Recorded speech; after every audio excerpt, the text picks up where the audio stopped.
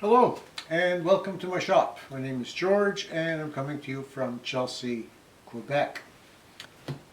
So this is Leggy tip number 4. A Leggy tip, it comes about like this.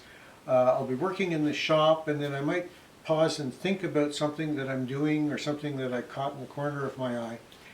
And I'll think to myself, I've been using this method or working with this tool now for 10, maybe 20 years. It's worked really well. I have no intention whatsoever of upgrading it because it's just fine as it is. And maybe I should share it. Now, today's Leggy tip is about my sharpening station.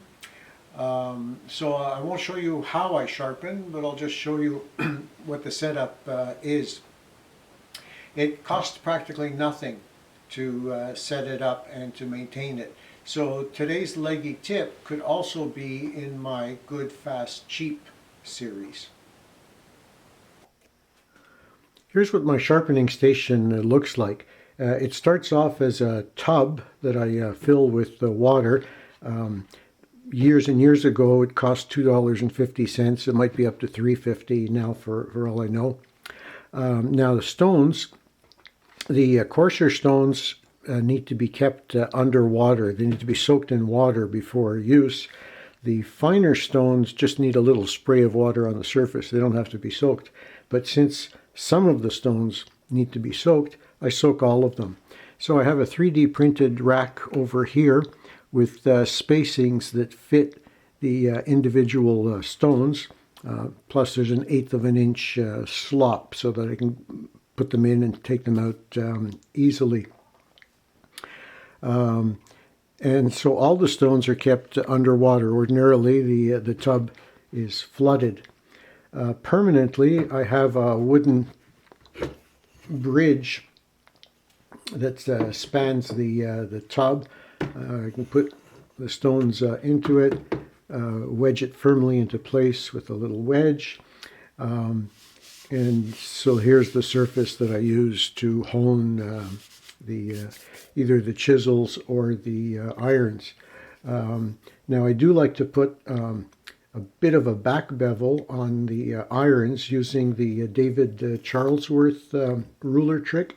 But instead of putting my starret down on this edge, I just 3D printed a small plastic rule that does the same job, and I don't have any concerns about getting it wet.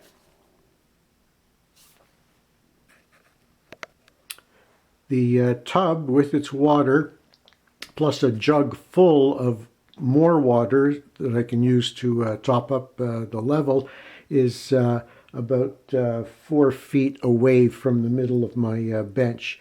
So when it's time to hone a chisel or a plane iron, it's right there. So over the years I've gotten better and better at freehand sharpening, and nowadays I do about 90% of my sharpening freehand. Some of the time I'll use a guide, and 9 times out of 10 the guide that I use is this inexpensive one, an Eclipse.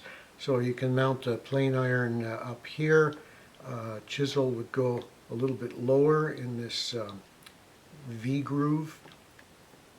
I keep these things together, so a stubby fat screwdriver for cinching up the guide, along with a smaller screwdriver for those planes that have set screws that let you adjust or at least center your iron.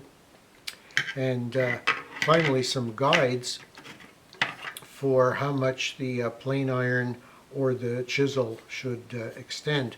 So for the chisel, if I want a 30-degree bevel, then I'll use this full lapped couple of pieces of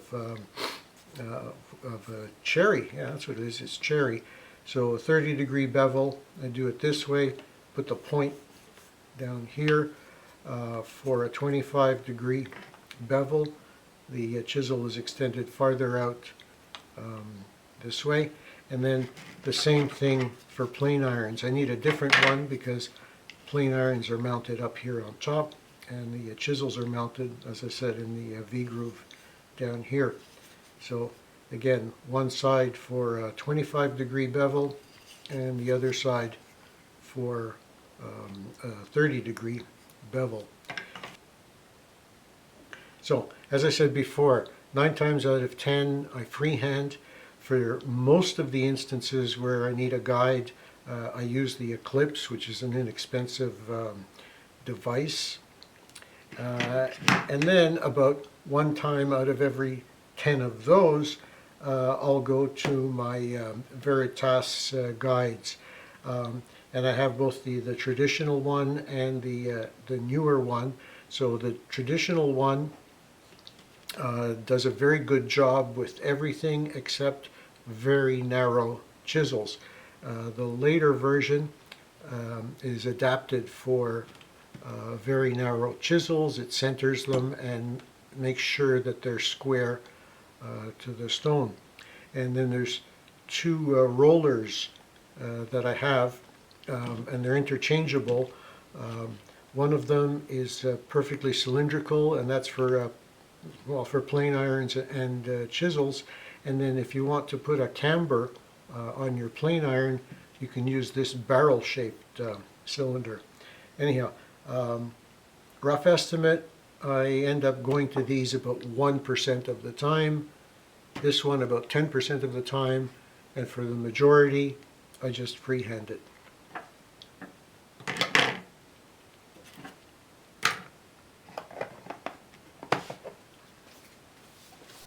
Why the preference for the Eclipse? It's much faster to set up.